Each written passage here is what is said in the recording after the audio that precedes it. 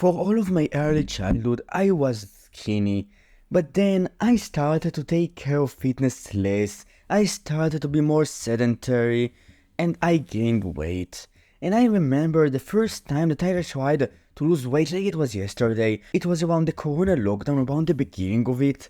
And I was pretty sick of being fat. I didn't really like it, so I said to myself, no, let's start with this fitness thing.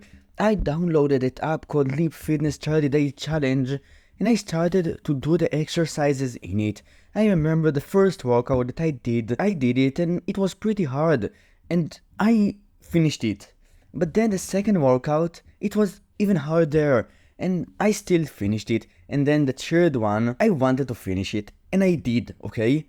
But it was very hard for me. Now, I don't exactly remember if at the fourth day I failed or the fifth day, but after a few days of trying to lose weight, I lost motivation and just stopped doing it. And for the following weeks and months after it, there was the corona lockdown, and I continuously got fatter and fatter and in even a worse shape.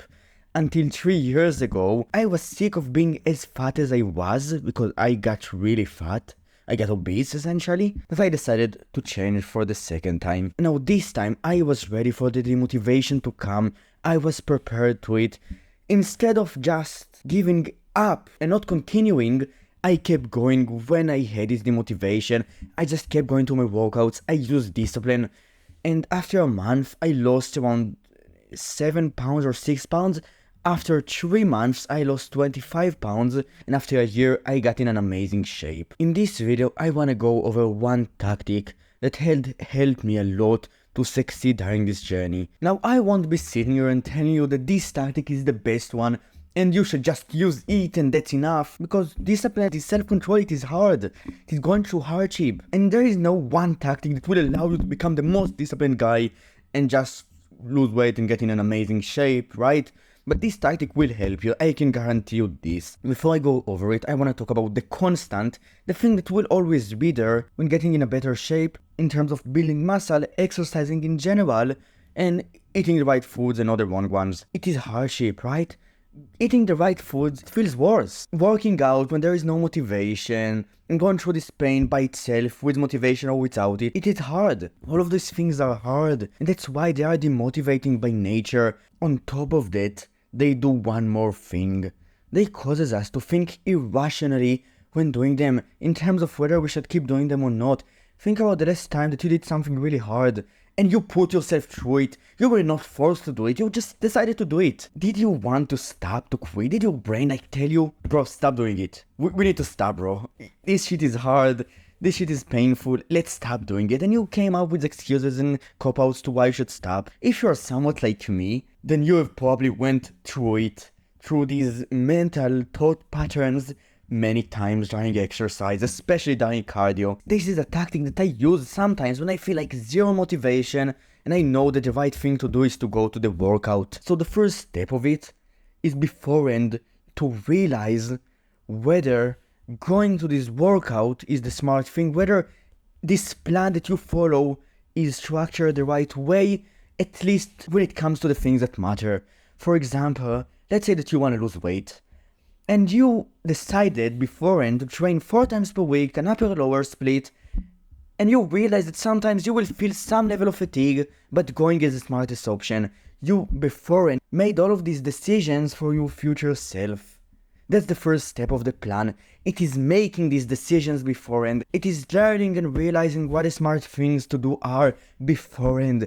Because the second step, when you need to do these things and your brain starts to come up with excuses to why you should not go, to why you should do the less disciplined thing, is to go anyways, is to shut your brain down and just go and do it. Let's say that you have a workout today, a push workout, and your chest is a bit sore, and you think to yourself, maybe I should not go to it. The tactic is beforehand to think whether the rest periods that you have allocated to yourself are enough, to think whether your diet will allow you enough recovery, your sleep is good enough, and to think about the if scenarios in which you will skip the workout, let's say 3 hours of sleep, it is probably better to delay to the next day.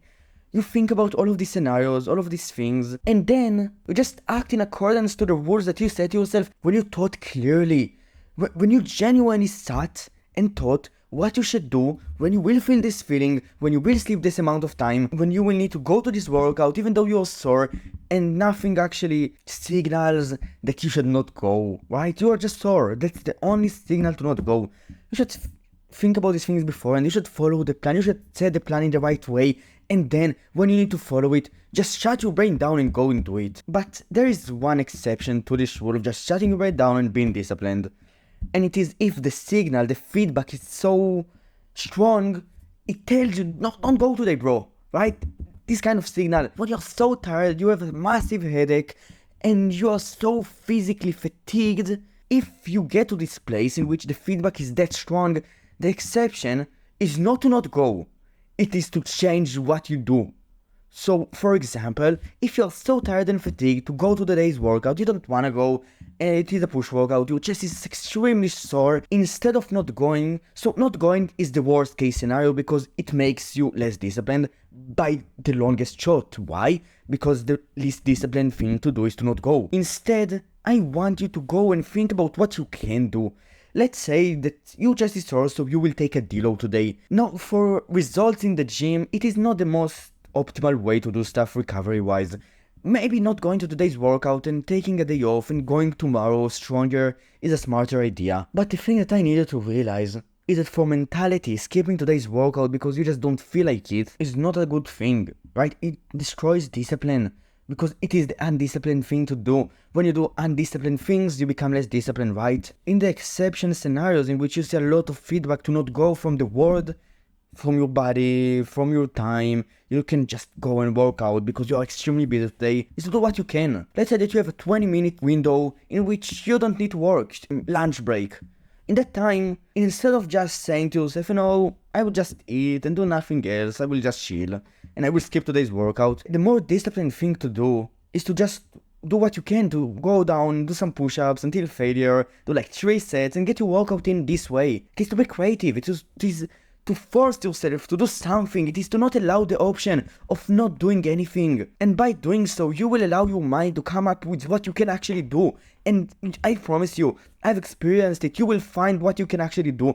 In days in which I'm extremely fatigued, I still go to my workouts. In days in which I have like 30-40 minutes to work out, I still go to them. But instead of not being time efficient and resting for 4, 5, 6 minutes per set, in the days in which I'm busy, I don't do it. I do super sets, triple sets, and I rest a lot less. And I still get my workout in. I still do the disciplined thing. With what I have, I become resourceful and find what I can actually do, and I do it. And that's how you become more disciplined. And that's a tactic. It is for the most part to just shut your brain down and do what you said you would do. And in times in which the feedback is so strong and which you just can't do it, to find what you can do and to do it. And I can probably guarantee you that in most cases you will find something to do. In the vast majority of them, 99.9%, you will find something to do. Even when you are extremely busy and you have meetings all day, you can still go down to the floor and do a set of push-ups until failure, right? There is always something that you can do.